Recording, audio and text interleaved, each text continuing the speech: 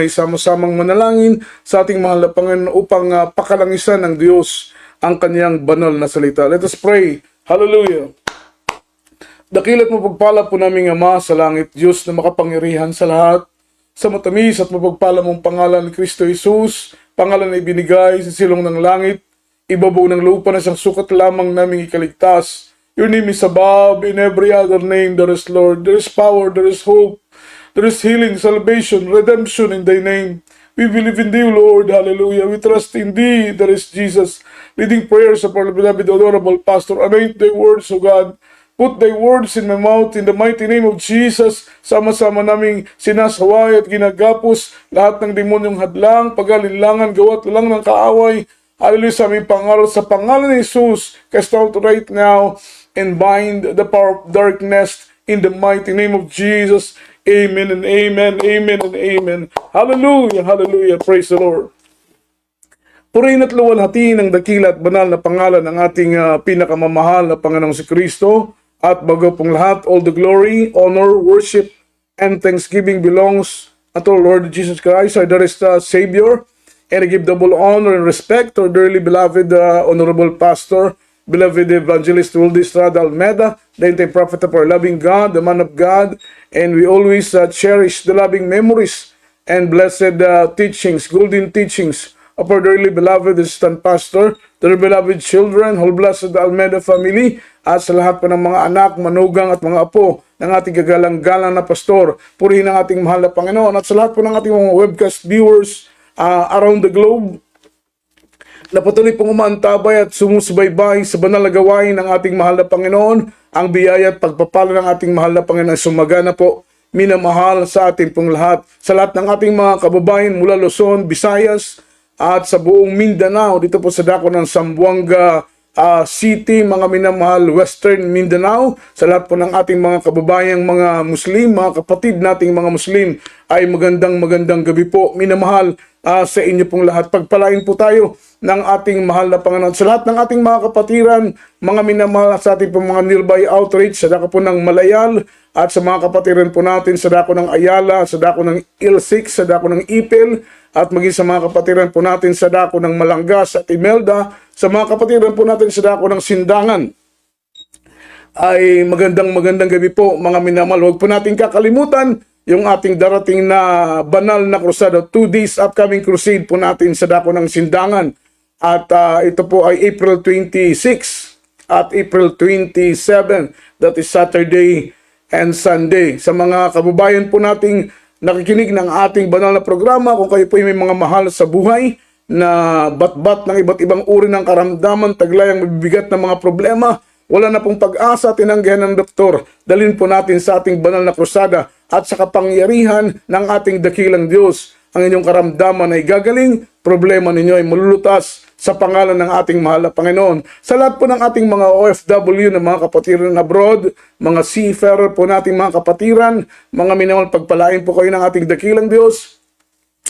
At nawa mga minamahal ko, ang ating pong miracle hour ay makatulong po sa inyo. Bagamat alam po namin mga minamahal ng iba sa inyo ay talagang hindi po makadalo sa banal na gawain ng ating mahal na Panginoon. Gawa nga po minamahal na malayo po ang inyong pong mga location. Sa ating pong mga kapatiran sa dako ng Malaysia, mga minamahal, Sabah, Malaysia, at sa mga kapatiran po natin sa dako ng Taiwan, sa dako ng Singapore, sa dako ng Australia, at maging sa dako ng Japan, sa dako ng Hong Kong, sa dako mga minamahal ko ng Abu Dhabi, sa dako ng Saudi Arabia, sa dako ng Qatar, sa dako ng Al-Kubar, mga minamahal, at sa mga kapatiran po natin, mga minamahal, sa dako ng New Jersey, amen, at sa dako po mga minamahal ko ng Canada, sa dako ng Grand Ferry po mga minamahal, hindi ko na po mabanggit isa-isa ang ating mga kapatiran, ngunit batid ko po mga minamahal, ang biyaya at ang pagpapala ng ating mahal na Panginoon ay sumasagana po sa ating mga buhay, at sa gitna ng pagsubok, ang kalakasan ay pinagkakaloob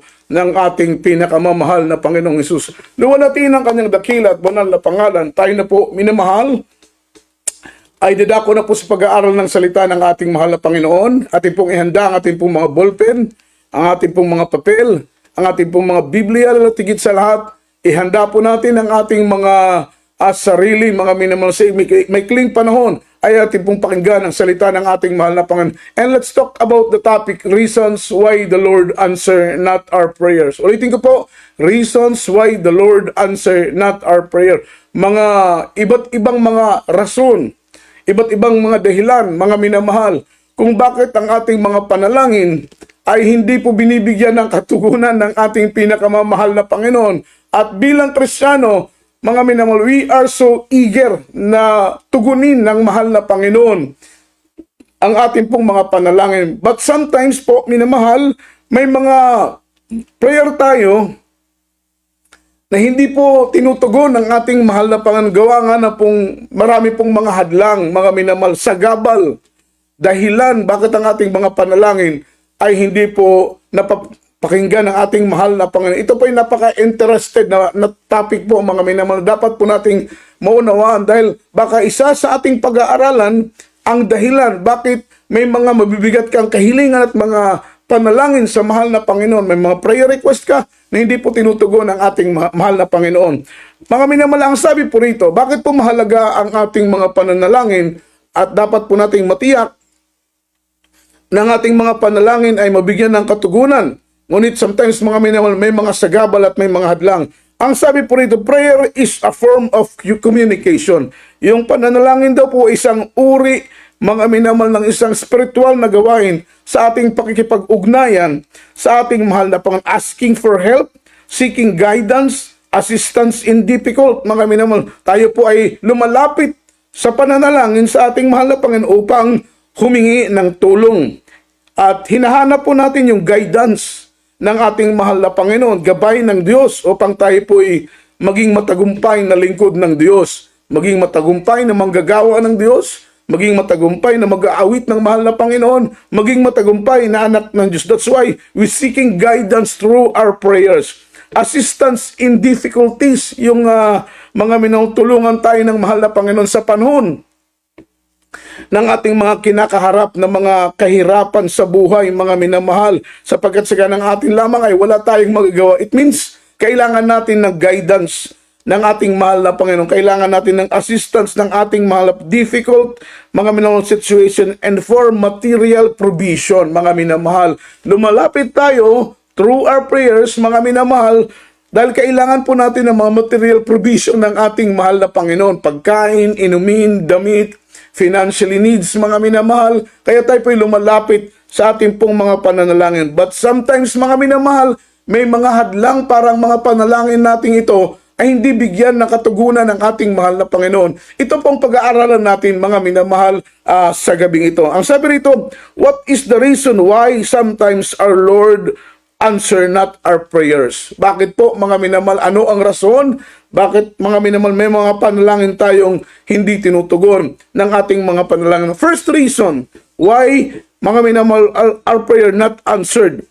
Bakit po, mga minamahal, isa sa mga rason bakit ang ating mga panalangin ay hindi po binibigyan ng katugunan ng ating mga mahal na Panginoon? Ang sabi rito, a prayer with selfish motive is one of the reason to hinder our prayer. Mga minamahal, a prayer with a selfish motives, ito po ang isa sa mga rason na hindi po binibigyan ng katugunan ng mahal na Panginoon ang ating mga panalangin dahil po sa ating mga makasariling motibo. Nababasa ng mahal na Panginoon ang ating mga puso, ng ating mga panalangin ay pang-personal lang, pang-personal agenda, mga minamahal. Ito'y pang-personal na motibo. Sabi rito, one of the very reason why our prayers hindered, mga minamahal. Bakit po nahadlangan ang ating mga panalangin, mga minamahal, dahil po ang ating mga panalangin ay pangsariling motibo lamang po. Basahin natin Aklat ng Santiago, ang kabanatay 4, ang talatay 3, in English version. Ye ask and receive not, because ye ask amiss, that ye may consume it upon your lust.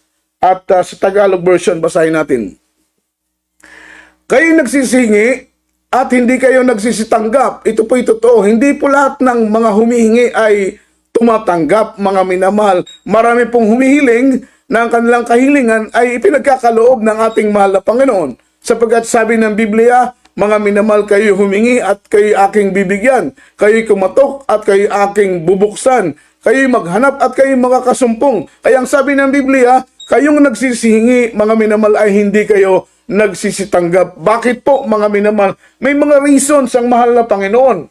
May mga dahilan ng Diyos mga minamahal. At dapat bilang Kristiyano, maging pantas tayo at maging matalino, dapat nating malaman ano ba ang iba't ibang dahilan ng mahal na Panginoon, bakit may mga prayers tayo, may mga panalangin tayo, may mga hinihingi tayo, may mga kahilingan tayo, mga minamahal, na hindi po natin natatanggap ang katugunan. Meron pong mga hadlang yan at dapat nating malaman. Ang sabi nito, sapagkat nagsisingi kayo ng masama. Isa po yun, mga minamahal. Alam ng Panginoon kung hinihingi mo ay mabuti. Alam ng Diyos kung ang hinihingi mo ay kapakipakinabang, not only for your own, mga minamahal. Hindi po gusto ng ating mahal na Panginoon, sapagkat sa aking nabasa, ayon po sa aking pagsasaliksik at pag-aaral, napag-aralan ko po, mga minamahal, the most effective kinds of prayers, mga minamahal, yung prayer na inuuna mo ang pangangailangan ng iba. Yung panalangin na inuuna mo ang pangangailangan ng iba. Inuuna mo ang pangangailangan ng gawain ng Diyos. Inuuna mo ang pangangailangan ng ibang mga kapatiran na nasa gitna, mga minamahal ng kapighatian. At ang iyong pangangailangan ay nasa hulihan na. Kaya't ang sabi rito, kapag humingi ka, mga minamahal, nakikita ng Panginoon ang iyong hinihingi ay masama. Kaya kapag humingi ka ng isang uri ng panalangin, lumapit ka sa Panginoon ng isang uri ng panalangin at nakikita ng mahal na Panginoon ang motibo ng iyong pananalangin ay masama, make it sure, mga minamahal, na ang mga panalangin mo, amen, ay hindi po bibigyan katugunan ng ating, rest assured ng prayers mo, ay hindi po yan bibigyan ng katugunan ng ating mahal na Panginoon. Sabi nito, upang gugulin sa inyong mga kalayawan. Ito po yung mga panalangin na ayaw ng ating mahal na, yung mga selfish motive, mga minamahal, yung sobrang nakatuto ka para sa iyong pangangailangan. So makita mo mga minamahal, kapag nakafocus ka lang sa needs mo, mga minamahal, sa mga pangangailangan para sa iyong sariling mga pananalangin, bilang isang Kristiyano, napaka-importante na manalangin tayo, hindi lang po yung para sa atin, hindi lang po yung para sa pamilya natin, hindi lang po yung para sa pangangailangan natin. Napaka-importante din na matuto tayong manalangin para sa iba. Kaya nga sabi ng Biblia, encourage one with another, pray one with another. Ibig sabihin, mga magpakalakasan kayo sa isa't isa, magpanalanginan kayo sa isa't isa, mga minamahal. Ibig sabihin, mga minamahal, speaking of prayers, napaka-importante pala, mga minamahal, na ipanalangin din po natin ang iba bago ang ating mga sarili. Kaya makita mo, mga minamahal, the most effective prayer, mga minamahal, is yung prayer na inuuna natin yung pangangailangan ng iba. Yan po yung pinaka-epektibong pananalangin. Ang sabi rito, mga minamahal, sapagkat nagsisingi kayo ng masama. This verse emphasizes about the selfish motive of prayers is a misused prayer, isang panalangin na mali ang paggamit, mga minamahal. Mali yung paggamit natin ng pananalangin kapag tayo po'y nananalangin at nakikita ng mahal na Panginoon na masama ang motibo ng ating mga puso, mga minamahal. Hindi po yan bibigyan ng katugunan ng ating mga panalangin, sapagkat ang ating panalangin ay pang sarili lamang, mga minamahal. At ang sabi rito, make sure that every time we pray, not just for our own agenda, prayer should be aligned with God's will. Prayer should be aligned with God's will. Kapag mag-pray daw po tayo, not only in our own agenda, mga minamahal, hindi po puro para sa atin, mga minamahal, sapagkat marami tayong dapat ipag-pray, mga minamahal, hindi lamang po para sa ating mga personal na pangangailangan. Dapat, mga minamahal, unahin nating ipag-pray, mga minamahal, yung banal na gawain ng ating mahal na. Every time we pray, isama natin sa mga prayers natin ang mga beloved children, mga anak ng ating kagalang-galang na pastor, nakasalukuyang inatasan ng ating mahal na Panginoon upang mamahala sa napakalaking gawain ng ating mahal na Panginoon. Hindi po biro ang kanilang responsibilidad na kinakaharap. Napakabigat na tungkulin ang nakaatang sa kanilang mga balikat. Kaya't nararapat lamang na palagi natin silang isama sa ating mga pananalangin, na sila'y patnubayan ng Diyos, sila'y gabayan ng ating mahal na Panginoon, sila'y pakalangisan ng ating mahal na Panginoon, mga minamahal, sila'y gabayan ng ating mahal na Panginoon, para po sa ikatatagumpay ng banal na iglesia ng ating mahal na Panginoon. Puspusin sila ng sapat na karunungang espiritual, mga minamahal, sapat na pangunawang espiritual upang sa kanilang mga desisyon ay para sa ikabubuti ng banal na gawain ng ating mahal na Panginoon. Ipanalangin natin yung mga manggagawa ng Diyos, yung mga mangangaral ng ating mahal na Panginoon, na pagkalooban sila ng kalusugang pisikal, bigyan sila ng sapat na karunungan upang mapakain ang ating mga kaluluwa, mga minamahal ng mapagpalang salita ng ating pinakamamahal na Panginoon. Ganon din ang ating mga kapatiran natin na nasa karamdaman. Ipanalangin natin ang mga kapatiran natin na sa gitna ng mga pagsubok, mga minamahal, sila'y patnubayan, ingatan ng mahal na Panginoon, hindi malihis ang kanilang puso sa buong katotohanan. Isama natin sa ating mga panalangin yung mga kapatiran natin na tumalikod na sa ating mahal na Panginoon, na sila'y hipuin ng Diyos, mga minamahal, na manumbalik sa paglilingkod sa ating mahal na Panginoon. Ganon din naman, mga minamahal ko, ang ating mga kababayang Pilipino, mga minamahal sa bansa ng Pilipinas, maging ang napakaraming mga tao, sila po yung bigyan ng pagkakataon na makilala ang ating pinakamamahal na Panginoon. Habang may oras pa, habang may panahon pa, sila'y makalapit sa paglilingkod sa ating pinakamamahal na Panginoon. Kaya't ang ayaw ng mahal na Panginoon, na uri ng pananalangin, yung selfish motives pa, mga namahal, yung sariling motibo, o kaya tayo po'y nananalangin sa pansarili lamang. Kaya't sabi ko nga kanina, kung gusto natin ang ating panalangin ay maging kapakipakinabang, kung nais natin ang ating mga panalangin ay bigyan ng katugunan ng mahal na Panginoon, unahin nating ipanalangin ang iba bago ang ating sarili. Pangalawa, mga minamal, ang sabi rito, abusing authority to your wife is one of the reason why God answer not our prayers. Abusing authority to your wife is one of the very reason why God answer not our prayers. Yung masyado nating inaabuso pala bilang husband, mga minamahal, masyado nating inaabuso yung authority natin bilang husband sa ating mga asawa. Malaking hadlang pala ito, mga minamahal, parang mga panalangin natin ay hindi bigyan ng katugunan. Ganon din sa mga wife. Kapag inaabuso mo yung authority mo bilang isang mga minamahal wife sa yung husband, mga minamahal, na displease ang ating mahal na Panginoon. Ibig sabihin, hindi nalulugod ang ating mahal na Panginoon kapag inaabuso natin yung authority natin, mga minamahal, bilang asawang babae, aandarin mo yung asawa mong lalaki, o bilang asawang lalaki, mga minamahal, tinatrato mo ng hindi magandang treatment, hindi magandang trato ang iyong asawa, mga minamahal, nakikita ng mahal na Panginoon ng uri ng iyong puso, yung uri ng iyong treatment sa iyong asawang babae, at ganoon din naman yung treatment mo sa iyong asawang lalaki. Binabasa ito ng mahal na Panginoon. Basahin po natin 1 Peter chapter 3 verse 7, mga minamahal. Ang sabi nito, likewise ye husband, dwell with them according to knowledge, giving honor unto the wife. Giving honor unto the wife. Bigyan po natin ng malalim na pagrespeto at paggalang ang ating mga asawa. Asawang babae or asawa nating lalaki, bigyan natin ng dobling paggalang. Ito po ituro ng Biblia. As unto the weaker vessel, yung ating mga beloved wife, sila'y tinatawag ng mga weaker vessel. Sila po'y mahihina, mga minamahal. Ang sabi nito, in us being heirs together of the grace of life, that your prayers be not hindered, that your prayers be not hindered. Para ang ating mga panalangin ay hindi po, mga minamahal, mahadlangan. Sa Tagalog version, ang sabi ng Biblia, gayon din naman, kayong mga lalaki ay magsipamahay kayong kasama ng inyong mga asawa ayon sa pagkakilala, na pakundanganan ang babae. Ibig sabihin, mahalin. That is word pakundanganan. Mga minamahal, arugain, sabi ng banal na Biblia. Upang, mga minamahal, ang rason bakit po, nagaya ng marupok na sisidlan. Sila po yung tinatawag na weaker vessel. Marupok na sisidlan ang ating mga asawang babae. So, ibig sabihin, kailangan, mga minamahal, ibig sabihin, madali po silang masaktan. Madali silang ma-offend.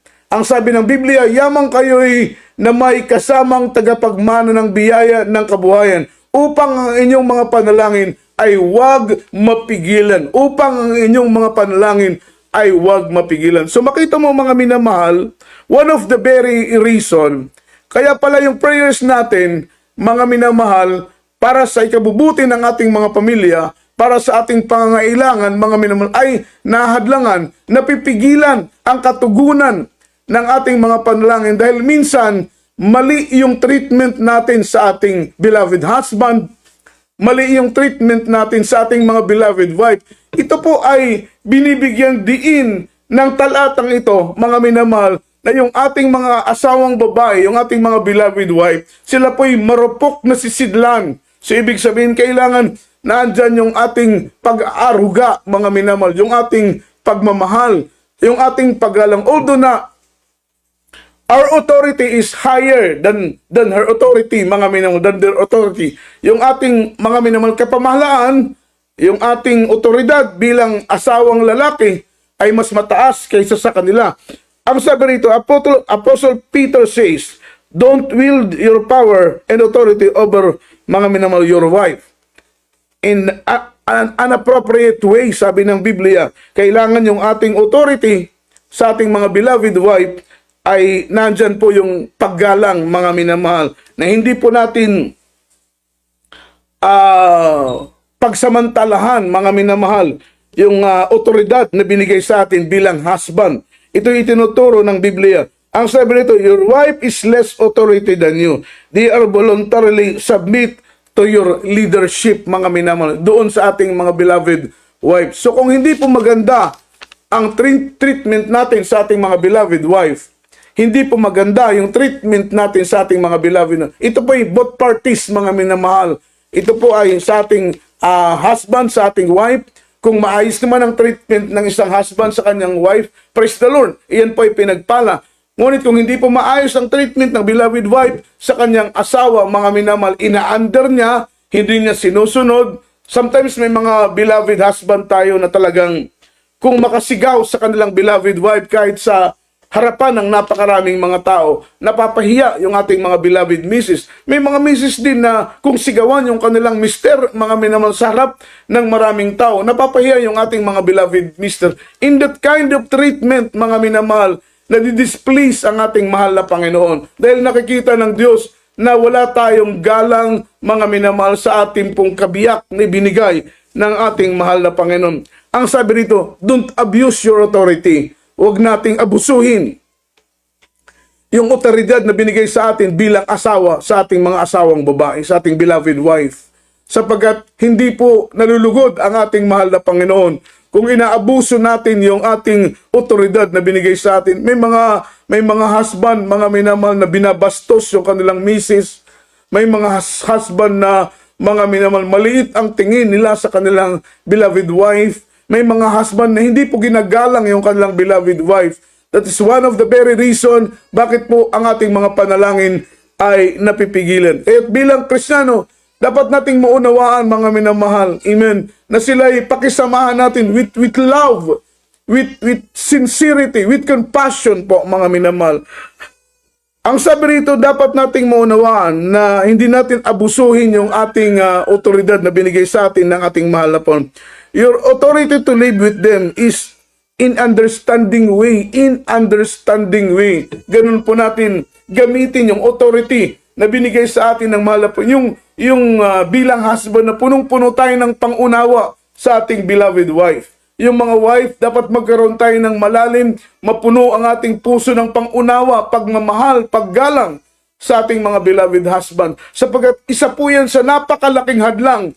Bakit may mga panalangin tayong hindi nabibigyan ng katugunan? Gawa nga po, mga minamahal, na yung ating treatment sa ating beloved wife, sa ating beloved husband, hindi po appropriate, mga minamahal. Hindi po nababagay sa sinabi ng banal na salita ng ating pinakamamahal na Panginoong Hesukristo. Purihin at luwalhatiin ang ating pinakamamahal na Panginoong Hesus. At tayo pinadako, mga minamahal, sa pangatlong dahilan kung bakit ang ating mga panalangin ay, mga minamahal, hindi nabibigyan ng katugunan ng ating mga mahal na Panginoon. Ang sabi rito, the lack of compassion and empathy to the needy, one of the very reason why our prayer not be granted. Yung mga minamahal, kulang tayo ng habag, ng awa, mga minamahal, sa mga nangangailangan, mga minamahal, doon sa mga mga mahihirap, mga minamahal, mga tao na nasa pangangailangan. So ang sabi rito ng ating pinag-aaralan in Proverbs chapter 21 verse 13, basahin po natin ang Biblia.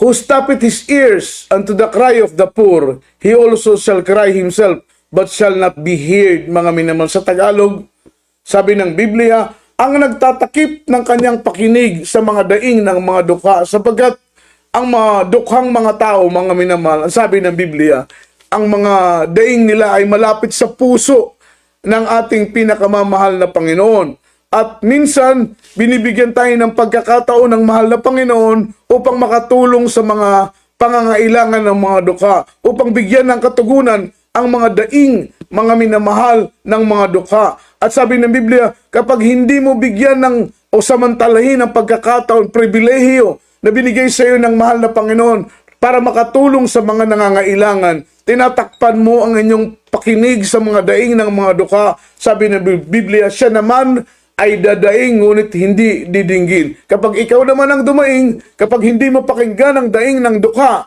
at sa panahon, mga minamahal ng pagkakataon na ikaw naman ang dadaing, sabi ng Biblia, ngunit hindi didinggin ang kanyang panalangin. So, malaking hadlang pala, malaking sagabal pala, kapag hindi tayo magkaroon ng habag, ng awa para sa mga taong nangangailangan, para sa mga daing, mga minamahal ng mga dukha. Ito po ay specific na minimension ng ating mahal na Panginoon. Ini-emphasize ng Diyos sa talatang ito na tayo po ay magkaroon ng habag, mga minamahal, compassions and empathy.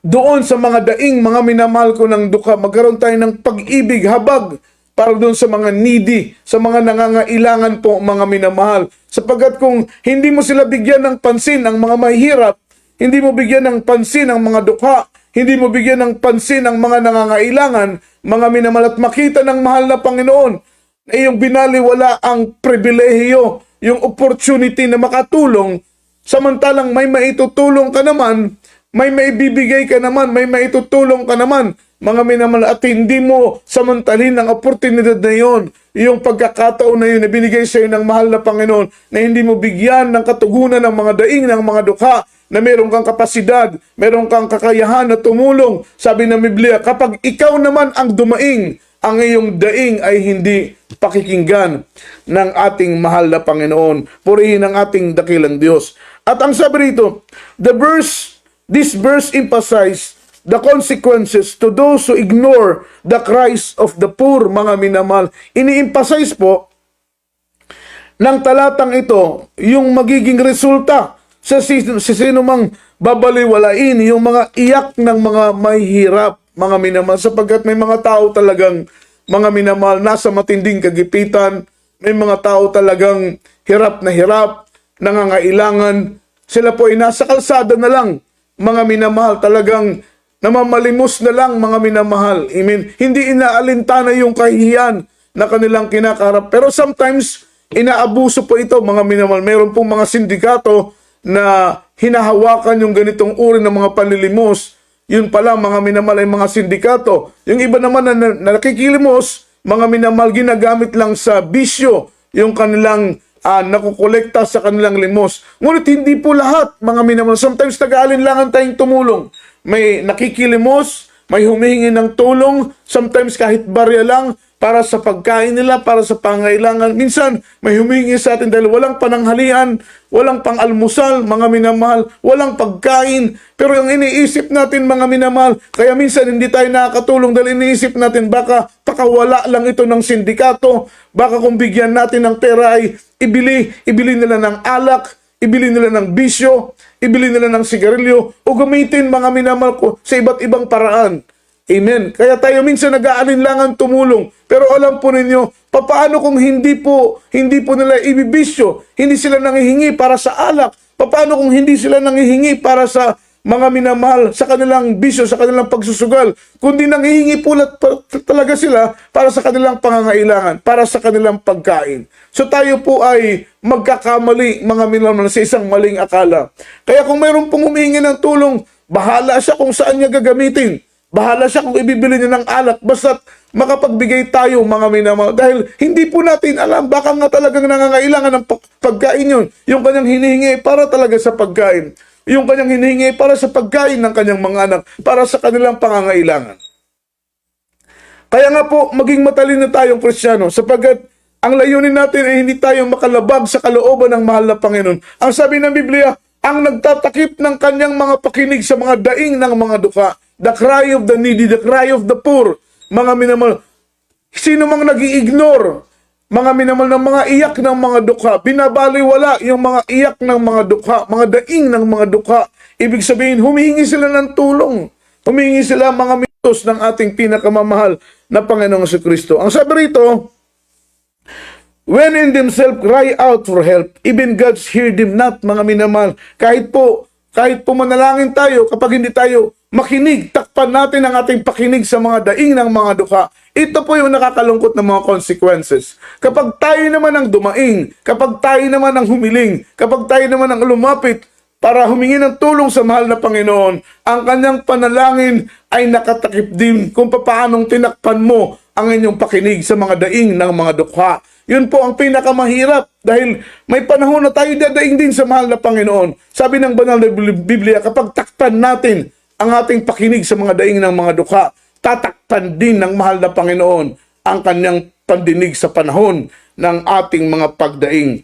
Kaya ang sabi nito, these verses are also emphasize the importance of and compassion and empathy to the needy. Ito pong bersikulong ito ay nagpapahayag din po, mga minamahal, ng kahalagahan ng ating awa at pagtulong. Iba po ang sympathy, iba po ang empathy. Amen? Yung sasabihin mong condolence, halimbawa may namatay, condolence, mga minamahal, that is sympathy. Pero yung empathy, yung tutulong ka sa kanilang pangangailangan. Ikaw ang bibili ng kabaong, ikaw ang bibili ng ilang sa kanilang mga pangangailangan para masustain yung lamay, mga minamahal. That is word empathy. Sabihin mo na kawawa naman yung tao na yan, walang damit, mga minamahal, that is empathy. Pero kung bilan mo siya ng damit, mga minamahal, that is empathy. Amen. Yung sympathy, makita mo na maawa ka dahil walang damit. Sasabihin mo, nakakaawa naman yung tao na yan, hindi man lang makabili ng sapatos, hindi man lang makabili ng damit. That is sympathy. Nakikisimpatsya ka sa kanyang pangangailangan. Pero yung word ni empathy, yung hindi ka na magsasalita, nakita mong walang damit, bilhan mo ng damit. That is empathy. Kita mo walang sapatos, bilhin mo ng sapatos. That is empathy. Nakita mo walang bahay, walang pambili ng pagkain, bigyan mo ng pambili ng pagkain. That is word empathy. It is very important. Yung word na compassion in empathy for the needy, mga minamahal, yan ay importante. Sa harapan ng ating mahal na Panginoon, kinalulugdan ng Diyos kapag tayo po ay punong-puno ng habag para sa mga nangangailangan, mga minamahal. Not only in sympathy, but also in empathy, mga minamahal. Yung magkaroon tayo ng pagtulong, mga minamahal, sa pangangailangan. Dahil ano po ang silbi? Sasabihin mong kawawa naman yan. Walang damit, walang makain, walang sapatos, walang pambili ng kanilang pangangailangan. Anong silbi nun? Anong pakinabang nun? So ang gusto ng ating mahal na Panginoon, kung nakikita mong walang damit at may kapasidad ka namang tumulong, may kakayahan ka namang magbigay, may sapat kang resources, pinansyal para tumulong doon sa mga nakikita mong nangangailangan, tulungan mo, mga minamahal. Dahil sabi ng Biblia, ang Panginoon ay magbibigay ganti, mga minamahal, sa iyong ginagawang mabuti, lalong-lalo na doon sa mga dukha, mga minamahal. Dahil itong mga taong mga dukhang ito, mga minamahal, hindi man nila ginusto na sila'y maging dukha, hindi nila ginusto na sila'y maghirap, pero sadyang may mga taong ipinanganak na mahirap, may mga taong ipinanganak ng dukha. Kaya nga po, mapalad nga tayo, mga minamahal, kung tayo po ay nakakain ng 3 beses sa loob ng isang araw. Mapalad tayo kung, mga minamahal, nakapagdamit tayo ng maayos na mga damit. Maraming mga taong ngayon, mga minamahal, gustuhin man nilang magbihis, ngunit walang damit. Walang maidamit, mga minamahal. Gusto man nilang bumili ng damit, pero walang maibili. Gusto nilang kumain ng pagkain na masasarap. Pakita mo, may mga bata sa lansangan, doon kumakain sa basurahan. May tinatapon na, mga minamahal, na mga pagkain, tira-tirang mga pagkain. Hinahalungkat pa ito, mga minamahal, na mga bata sa lansangan dahil wala silang makain, walang may pakain yung kanilang mga magulang. Yung iba naman ay inabandona na ng kanilang mga magulang. Yung mga street children, na halos walang makain, mga minamahal, kaya napipilitang gumawa ng krimen dahil mga minamahal sa kalam ng tiyan na kanilang nararamdaman. Kaya ang sabi ng Biblia, yung word na compassion and empathy for the poor, for the needy, mga minamahal, ay mahalaga sa mahal na Panginoon. Kaya kapag makita ng mahal na Panginoon na meron ka pero hindi ka tumutulong sa nangangailangan, ni pagbigay ng pagkain sa mga nakikilimos, mga minamahal, hindi po yan kinalulugdan ng mahal na Panginoon. Isa po yan na sagabal para bigyan ng katugunan ang ating mga panahon. Biblical, mga minamahal, ang nagtatakip ng kanyang pakinig sa mga daing ng mga duka, siya naman ay dadaing, ngunit hindi didinggin, sabi ng mahal na Panginoon. So, ibig sabihin, magkaroon tayo ng habag para sa mga nangangailangan. Magkaroon tayo ng awa para sa mga nangangailangan. Hindi lang po yung mga mayayaman, mga minamahal, kahit tayo pong mga nasa class B lamang po ng mga pamumuhay. Dahil meron pong class A, meron pong class B, meron pong class C, yung talagang mga minamahal, bat-bat ng matinding kahirapan, yung wala ng pambili ng pagkain. May mga kababayan tayo ngayong mga panahon na halos hindi makain ng 3 beses sa loob ng isang araw. May mga kababayan naman tayong halos magkapanis-panis ng pagkain, mga minamahal. Amen? Halos hindi na makain, hindi na maubos ang kanilang pagkain. Meron naman tayong mga kababayan na halos walang makain. Ito po yung mga taong nangangailangan ng tulong.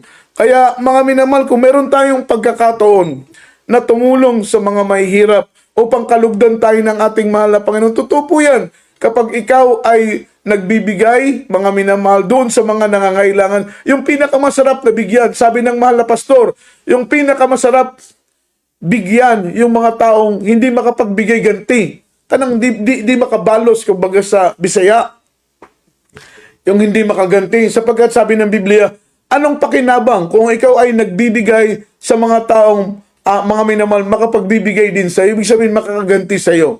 Ano ang pakinabang kung tutulong ka lang sa mga taong tutulong sa iyo? Ano ang ganti, mga minamahal, kung ikaw ay nagpapahiram, nagbibigay doon sa mga taong kaya din magbalik ng pagbibigay sa iyo, mga minamahal? Hindi po yun. Wala pong pagpapala doon. Wala pong pakinabang doon. Wala pong gantimpala doon. Ngunit kung ikaw ay magbigay, ikaw ay tumulong doon sa hindi makatulong sa iyo, kung ikaw ay magbigay doon sa hindi makapagbigay ganti, mga minamahal sa iyo, sabi ng Biblia, ang Ama natin sa langit ang magbibigay ganti para sa iyo. Imagine, sabi ng Biblia, makapagpainom lang tayo ng malamig na tubig sa mga tao ng Diyos, sa mga anak ng Diyos, sa mga nangangailangan. Malamig lang na tubig, ha? Ang ating ipapainom, mga minamahal, lalong-lalo na kung masarap na pagkain ang ating ibigay. Sabi ng banal na Biblia, hindi ka mauubusan ng gantimpala mula sa kaharian ng ating pinakamamahal na Panginoong Jesucristo. Ang sabi rito, the Proverbs implies that God observed, mga minamahal, how we treat others. How can we respond with kindness? Mga minamahal, uniobserbahan ng ating mahal na Panginoon, yung ating attitude, yung ating katangian, yung ating ugali, how we treat others. Paano natin tinitreat ang ibang tao, mga minamahal. Yan ay importante sa mahal na Panginoon. Sapagkat, mga minamahal, it brings to eternity, it matters to eternity. Yung ating, mga minamahal, fellowship, yung ating, mga minamahal, pakikipagkapwa-tao sa iba. Sapagkat napakahalaga po niyan, mga minamahal. Diyan po nakikita na kung ang salita ng mahal na Panginoon ay, mga minamahal, nasa ating mga puso na po ba kung paano natin o paano tayo nakakisalamuha sa mga tao. Pero sometimes, alam po ninyo, mga minamahal, pinapahintulot ng ating mahal na Panginoon para subukin, mga minamahal, yung ating attitude kung paano tayo nakikisalamuha. How can we treat others? Sinusubok ng Diyos, sinusukat ng mahal na Panginoon. Naglalagay ang mahal na Panginoon ng mga taong hindi kaibig-ibig sa harapan natin. Naglalagay ang mahal na Panginoon, pinapahintulutan niya ng Diyos na magkaroon ng tao na nakakainis. Magkaroon ng tao sa harapan natin na nakakairita. Mga taong hindi katanggap-tanggap, mga minamahal. Yan ay pinapahintulutan ng mahal na Panginoon. Dahil ang gusto ng mahal na Panginoon, masukat, mga minamahal, kung papaano natin ititreat yung mga taong, mga minamahal, hindi kaaya-aya. Yung mga taong masasama ang ugali, yung mga taong hindi marunong makibagay, mga taong hindi marunong makisama, yung mga taong hindi marunong umunawa. Yan ay papahintulutan ng mahal na Panginoon na makasama natin, makahalubilo natin para masukat, mga minamahal, kung papaano yung attitude natin pag-treat doon sa iba. Sapagkat papaano masusukat na mabuti ang iyong katangian, mabuti ang iyong ugali, kung ang mga kasama mong mga tao ay mababait, malawak ang unawa, mga minamahal, malalim ang pangunawa, madaling makaunawa, mga madaling pakisamahan. Siyempre, hindi masusukat yung attitude mo, yung ugali mo. Kaya pinapahintulutan ng Panginoon na maglagay ng mga taong hindi kaaya-aya. Maglagay ang Panginoon ng mga tao sa harapan natin na nakakainis, nakakairita. Amen? Para makita kung paano natin, mga minamahal, i-handle yung ganong uri ng mga kasama, mga minamahal, lalo na sa paglilingkod. Kaya sometimes, ang sabi rito, the Proverbs implies that God observe how we treat others. Yan po ay inoobserbahan ng Panginoon. Paano na tayo tumutulong, paano tayo nagkaroon ng habag, ng awa, ng pagtulong para sa mga nangangailangan, paano natin tinitreat ang iba o pinapakisamahan ng ibang tao. Yan po ay mahalaga sa harapan ng ating mahal na Panginoon. Sometimes hindi natin yan pinapansin, mga minamahal, pero mahalaga po yan sa ating mahal na Panginoon. Paano mo pinapakisamahan ng iyong asawa, pinapakisamahan ng iyong mga anak, maging ang mga katulong sa iyong bahay, mga minamahal. Sometimes mistreated yung ating pinapakita sa kanila. Porket katulong lang, porket trabahante lang natin, ganun na lang natin sigawan. Porket katulong natin, ganun na lang natin. Mistreated po yung ating, hindi po appropriate yung ating pag-treat sa ating mga kasama. Sometimes, dahil sila'y mahirap lang, dahil sila'y katulong lang natin, dahil sila'y kasambahay lang natin, porque tayong nagsisweldo sa kanila, ganun na lang. May mga ganyang uri ng mga Kristiyano kahit mananampalataya na.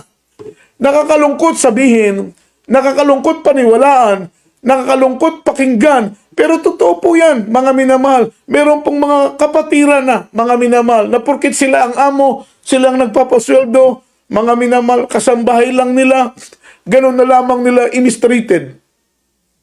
So, ino-observe ng mahal na Panginoon. Take note, ino-observe ng Diyos yung ating attitude, yung ating compassion, yung ating treatment sa mga tao na ating nakakasama. Kaya dapat nating unawaing mabuti, mga minamahal, na hindi lang tayo ang nag-oobserba sa ugali ng iba, hindi lang tayo ang nag-oobserba sa katangian ng iba. Maging ang mahal na Panginoon, inoobserbahan yung katangian mo sa iyong kapwa-tao.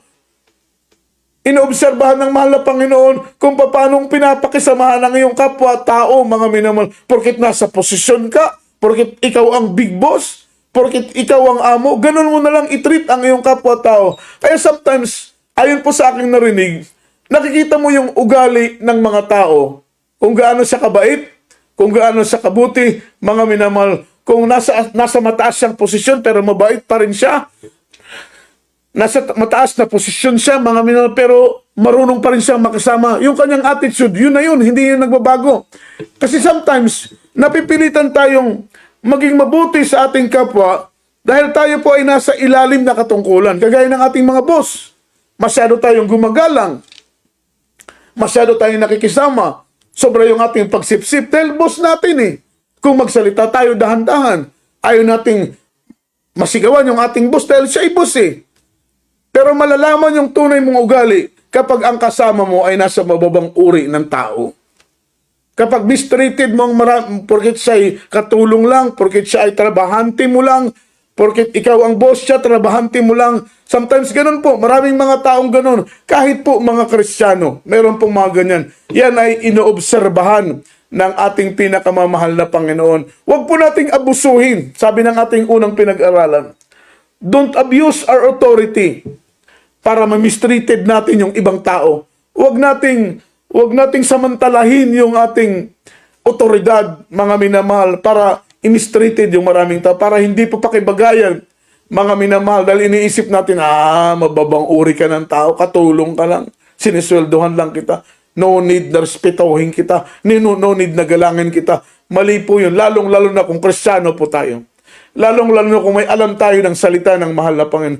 Lalong-lalo na kung tayo po ay anak na ng ating mahal na Panginoon. Sabi ng ating pinag-aaralan, the Proverbs emphasize that God observe how we treat others. How we treat others. Importante po ang mabuting pakikisama sa ating kapwa-tao. Totoo po yan, mga minamahal. We are living in this imperfect word with imperfect person.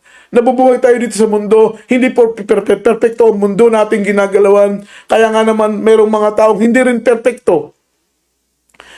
Kaya nga po mga minamalang, gusto ng ating mahal na Panginoon ay matuto tayong makibagay kahit yung ating mga nakakasama ay hindi mabubuting tao.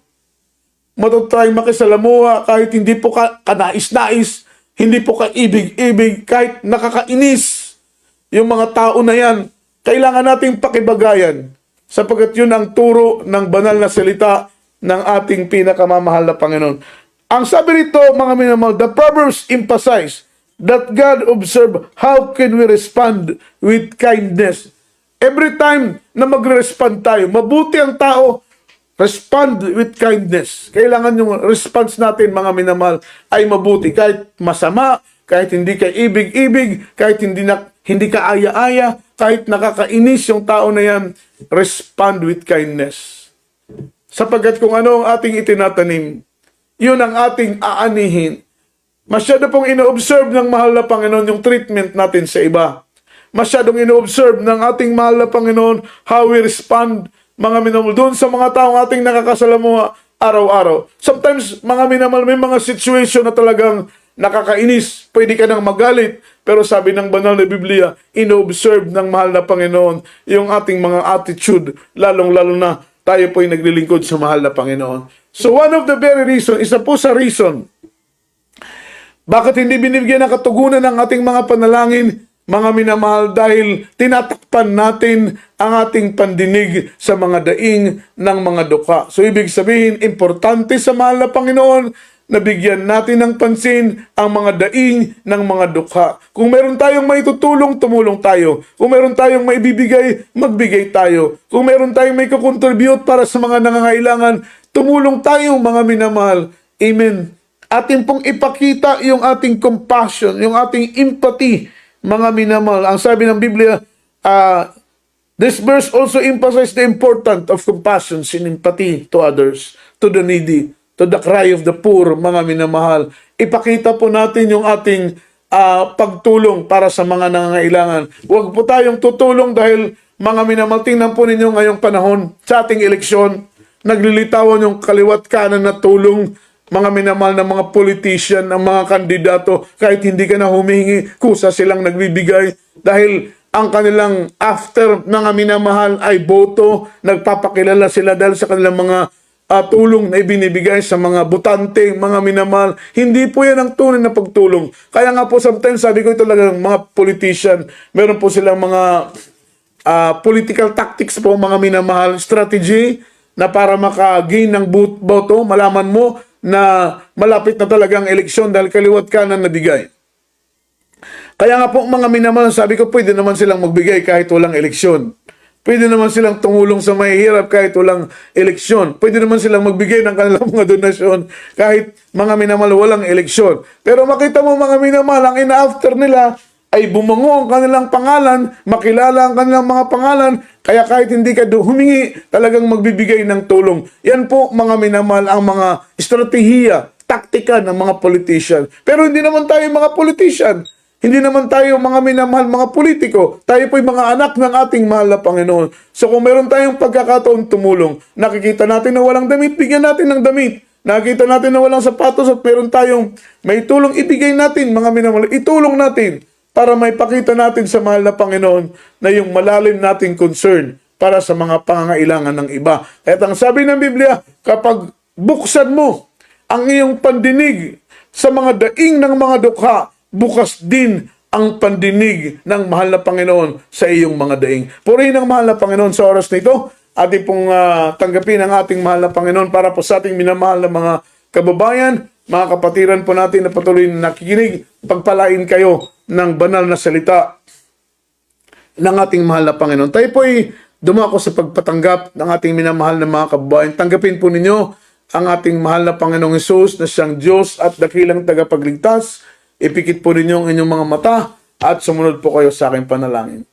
Hallelujah. Mapagpalang Diyos, mga minamahal, tayo po'y lumapit sa ating mahal na Panginoon. Sabihin po natin, mahal na Panginoong Hesus, ako po'y narito sa iyong banal na harapan, nagsisisi sa aking mga nagawang kasalanan, mula sa aking pagkabata hanggang sa mga oras nito. Hugasan mo ako, Panginoon, ng iyong banal na dugo na tumigis sa krus ng Kalbaryo. Tinatanggap kita na aking Diyos at tagapagligtas. Isulat mo ang aking pangalan sa aklat ng buhay kasama ng aking buong sambahayan. Sa pangalan ni Jesus, amin, amin. Kami po'y manalangin para sa inyo.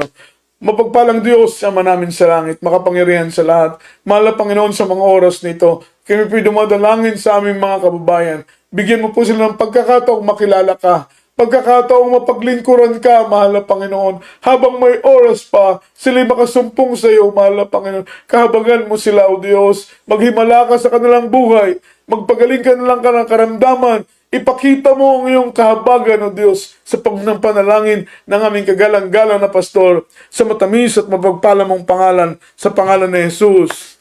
Amen and amen. Hallelujah. Praise the Lord. At mga minamahal, meron po tayong 4 na reglamento ng kaligtasan. Ang unang-una ay ang pananampalataya. Ang pangalawa ay pagsisisi.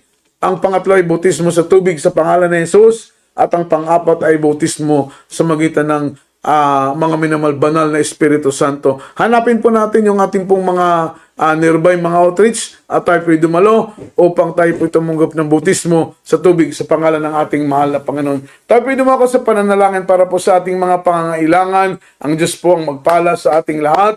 Hindi pa po binabanggit ng ating mga labi, ay alam na ng mahal na Panginoon ang ating mga pangangailangan. Tayo po'y manalangin ng buong puso. Amang banal Diyos na dakila noon, ngayon at magpakailan paman, sa matamis at mapagpala mong pangalang Kristo Jesus, sa unang panalangin ng mahal na pastor, kami dumudulog, mahal na Panginoon, sa iyong banal na harapan. Alam mo ang aming pangangailangan material, financial, spiritual, or physical naming mga pangangailangan. Ikaw ang magbigay ng katugunan, mahal na Panginoon. Alam namin, O Diyos, na ikaw ang Diyos na pinagbubukalan ng lahat ng bagay. Diyos na tumutugon sa aming mga panalangin. Sa pangunang panalangin ng aming mahal na pastor. Hallelujah. Bless us, O Lord. Answers our prayers in the mighty name of Jesus. Amen and amen. Tayo po dumako sa ating masiling mga minamahal. Tayo po manalangin para sa ating karamdaman. Ito bibigyan ng kagalingan sa ating mga problema. Bigyan po ito ng kalutasan ng ating mahal na Panginoong Jesucristo. Atin pong ilagay ang ating mga kamay sa ating pong mga screen, ng ating mga gadget, kabilang kamay sa ating mga ulo. Kung meron tayong mga problema o kaya mga prayer request, dalawang kamay ay atin pong itaas. Sabay-sabay po tayong manalangin sa mga oras na ito. Ang biyaya ng Panginoon, ang pagpapala ng Diyos, minamahal ay sumagana po sa ating lahat. Hallelujah. Amang banal Diyos na dakila sa oras na ito, kami po'y umaasa at nagtitiwala na ikaw ay buhay at makapangyarihang Diyos na aming pinaglilingkuran. So, unang panalangin ng aming mahal na pastor, ipatong niyo po ang iyong kamay sa aming mga ulo at aming sinasaway anumang karamdaman naming taglay. Cast out right now and bind the power of darkness in the mighty name of Jesus. Demons of doubts, demons of pride, demons of carnality, sickness be healed, infirmities cast out in the mighty name of Jesus. Demonyong karamdaman, sakit, leukemia, cancer, TB, diabetes, anumang demonyong lagnat, ubo, sipon, anumang karamdaman sa aming buong physical na katawan ay aming sinasaway sa pangalan ni Jesus. Cast out right now and bind the power of darkness in the mighty name of Jesus. Amen and amen. Hallelujah.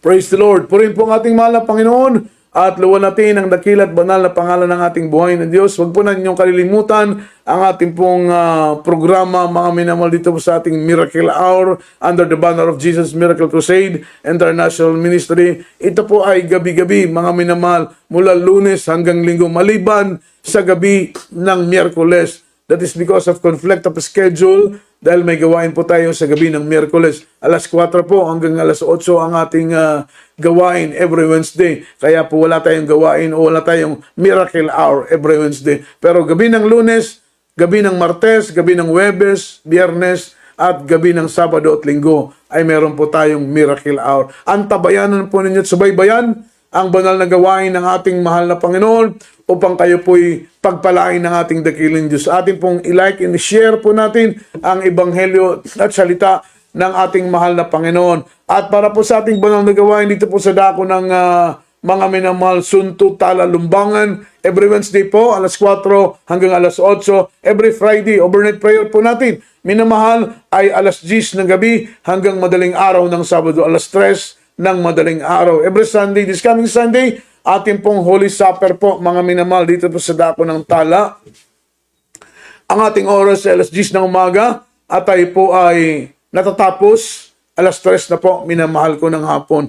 At huwag po natin kakalimutan yung ating upcoming 2 days crusade, mga minamahal, sa dako ng Sindangan po, mga minamahal, April 26 and April 27 sa dako ng Sindangan, mga minamahal, Cultural Sports Complex po sa dako ng town ng Sindangan. Tayo po'y dumalo, mga minamahal, at samahan po natin, isama po natin sa ating mga panalangin ng ating gaganaping krusada ay maging matagumpay sa pangalan ng ating mahal na Panginoon. Sa mga kapatid po natin na nais tumulong, magbigay financially, mga minamahal, ay ipaabot po natin ang ating tulong upang, mga minamahal, matugunan ang pangangailangan ng ating banal na krusada. Pagpalain tayong lahat ng ating mahal na Panginoon. Tayo po'y manalangin para po sa ating pagtatapos. Ipabaon po ng ating mahal na Panginoon kagalakan, kapayapaan sa ating puso't kaisipan. Amang banal Diyos na dakila ngayon at magpakailan paman, sa matamis at makapangyarihan mong pangalan, Kristo Jesus,